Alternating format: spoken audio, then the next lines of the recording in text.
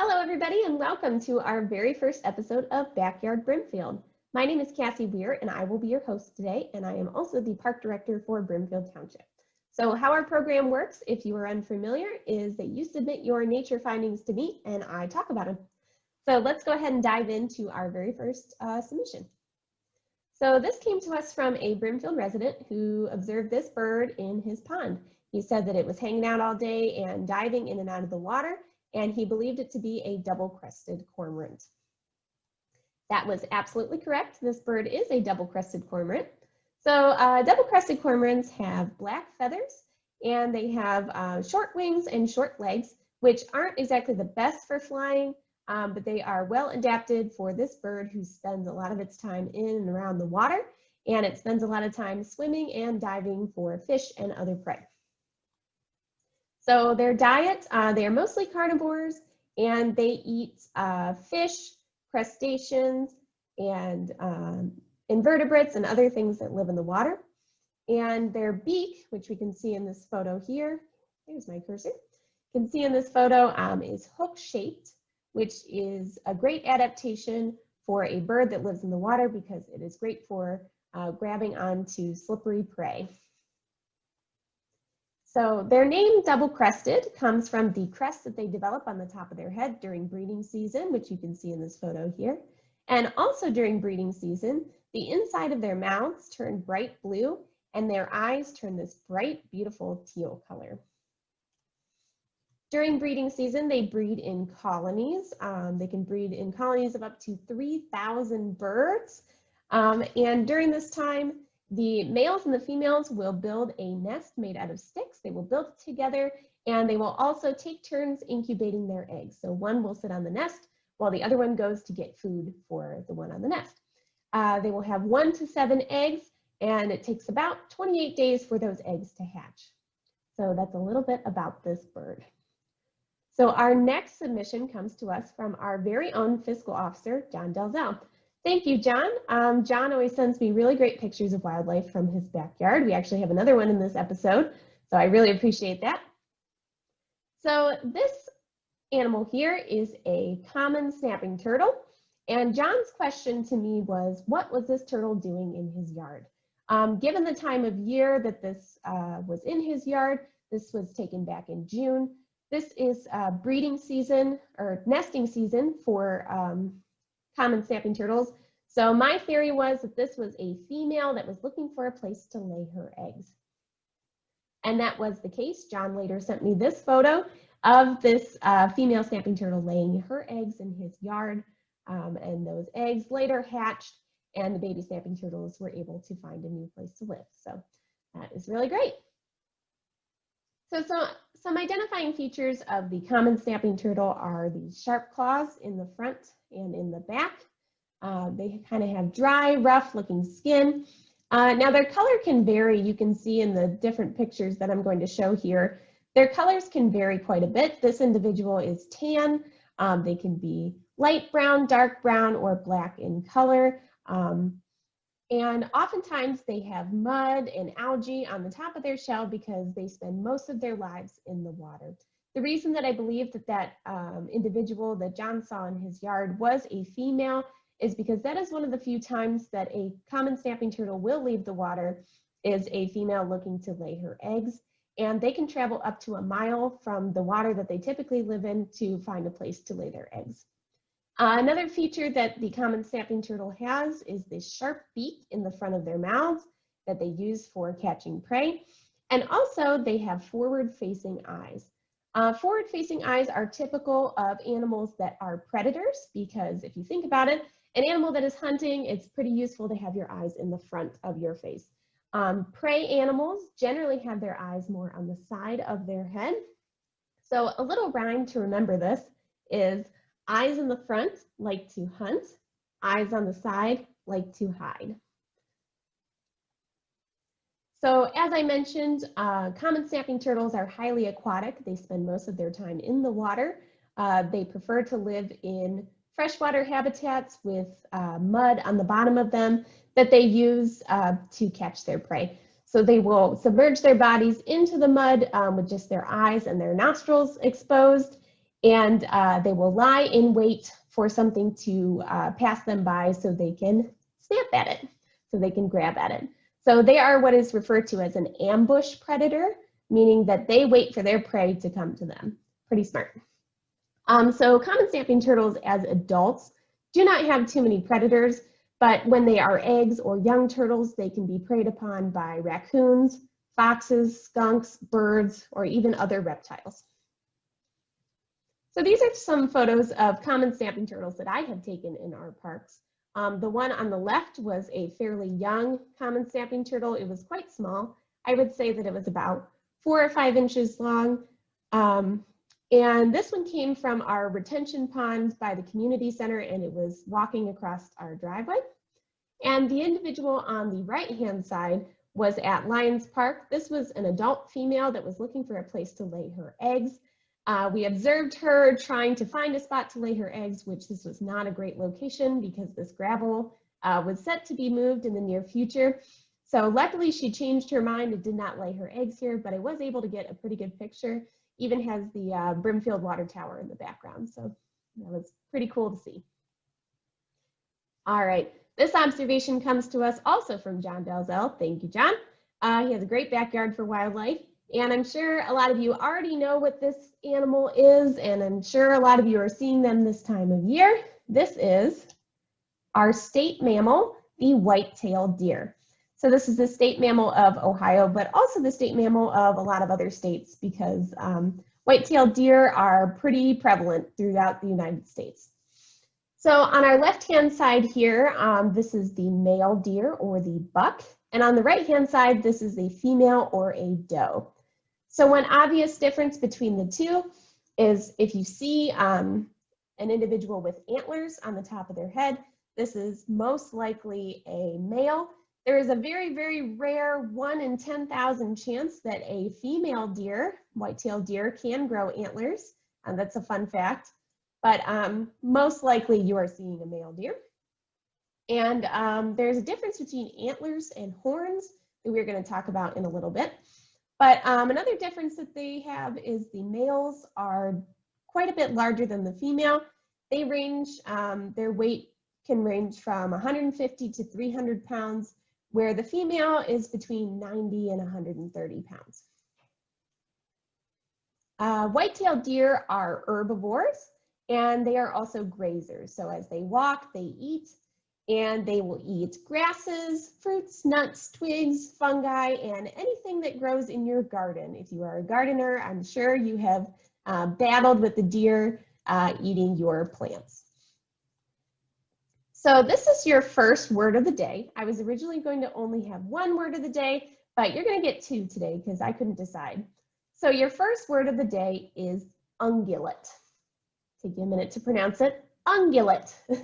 So that word ungulate refers to a mammal with hooves. So there are 2 types of ungulates. On your left-hand side, you can see this photo here.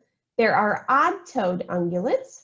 Horse is an example of an odd-toed ungulate because they only have 1 toe here. And there are even-toed ungulates. So this is a picture of a cow's hoof here, and you can see they have 2 toes. And even-toed ungulates are also referred to as cloven-hooved, if you've heard that term before, because it looks like their toe was cleaved in half, cut in half. So white-tailed deer are even-toed ungulates or cloven-hooved because they have 2 toes. So the difference between antlers versus horns is that antlers are specific to deer species, whereas horns are found in bovine, sheep, and pronghorns. This is a picture of an American bison on our right-hand side, which is a member of the bovine family. Antlers are deciduous, which means they fall off every year. So if you think of a deciduous tree, the leaves fall off every year. And horns are permanent, so they do not fall off. Antlers are branched, meaning they have different, they aren't just straight, they have branches that come off of them, whereas horns are straight or curved. And antlers are made of bone, and antler bone is the fastest growing tissue of any mammal, which is pretty fascinating. And scientists actually study antler bone to study bone regrowth in humans because it can grow up to 1 inch a day. And horns are made of bone also, but they are covered in keratin. So keratin, you may be familiar with this word, that is the substance that makes up your hair and fingernails. Antlers are mostly found on males. I put an asterisk there because there are, of course, some exceptions. Female caribou have antlers, and also, like we talked about before, in rare cases, the white-tailed deer female can have antlers, whereas horns can be found in both males and females. So I tried to come up with a fun fact that you may not know about the white-tailed deer because many of us are very familiar with them. So white-tailed deer develop a winter coat, and this winter coat is actually made of hairs that are hollow. If you looked at them under a microscope, they're actually hollow in the center. And they are adapted for trapping air and insulate the white-tailed deer during the winter because they do not hibernate and they need to stay warm. So that's really interesting. All right. So this is our only plant submission for this episode. We also take plant submissions. So this individual found this plant growing in their yard next to a burning bush, and they wondered what it was. So this is a sensitive fern. So the name sensitive comes from the fact that early settlers noticed that this fern was very sensitive to the cold, and its fronds would die back after the first frost. It also has another common name, which we will get to in a moment. So when this emerges in the springtime, it has a red, this is known as a fiddlehead. If you've ever seen a fiddle or a violin, that's what the top of it looks like here. So this is when it emerges from the ground and looks like this, and then it unfurls so that all the fronds can emerge. This is also known as a bead fern. Because once the fronds die back after the first frost, we are left with these fertile fronds that look like beads, like decorative beads. And this is a picture of what they look like in the wintertime. If you've ever been outside or hiking during the wintertime, these are actually the fronds of a sensitive fern. They prefer to live in wet soils in the shade, although they can tolerate sun as long as the soils are wet enough for them. And they can grow up to 2 feet tall. And they actually make pretty beautiful yard plants if you would be interested in planting native plants in your yard, which is a great idea. But just be careful because they can reproduce very quickly if they have the right soil conditions. All right, this next submission is our last submission for this episode.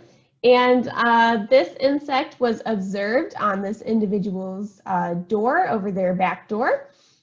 And this is a Chinese mantis. So as its name suggests, it is not native to the United States. This insect was accidentally introduced to the United States in 1896 by a plant nursery worker. So that is a way that a lot of non-native species make their way to the United States. Is through non-native plants. Either the plants themselves will proliferate and become invasive, or insects or other creatures that are hitching a ride on these plants will come to the United States and reproduce and establish populations here. So that is the case with the Chinese mantis. So much like the snapping turtle, the praying mantis is an ambush predator. And they also have eyes in the front of their heads. They have very great vision, and they are well adapted for hunting.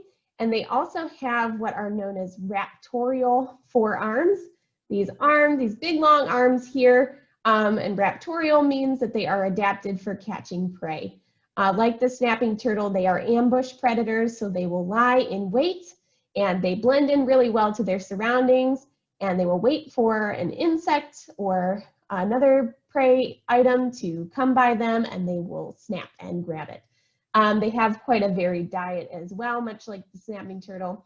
They will eat other insects, they will eat worms, they will eat invertebrates, they will eat small reptiles, small amphibians, fish, and even small birds. They have been observed eating hummingbirds. So here is your second word of the day. There's some debate on how this word is pronounced. So for today, we're going to say Uthaka. Uthaka, and Uthaka is an egg case that is created by mantises, cockroaches, and other related insects. So if you are out in a field in probably the fall, even the winter or early spring, you may observe one of these on some plants. Usually when I see them, I'll see one and then I start to see more and more of them. So these are actually the egg cases of praying mantis. So if you were to cut them open, this is what they look like on the inside. They have many chambers that house little praying mantises. And once the temperature rises in the spring, they will emerge. All right, I have a trivia question for you, and this is a question that I get asked all the time. True or false? Praying mantises are endangered. I'll give you a minute to think about it.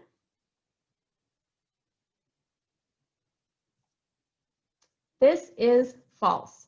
There are 20 species of mantis in the United States, and none of them are or have ever been endangered. This was something that was taught to me as a child. I don't really know where it came from, but it is not based in fact. They are not endangered. However, they are very beneficial to your yard. They do eat a lot of pest insects, so I would advise keeping them in your yard, and they are also very interesting to look at. So, all right. Well, thank you very much for joining me today, and I look forward to bringing you our next episode. If you did submit something that didn't make it to this episode, it will be on our next one. We were just pressed for time. So if you have a submission that you want to send to me, please send it to me. That is my contact information there.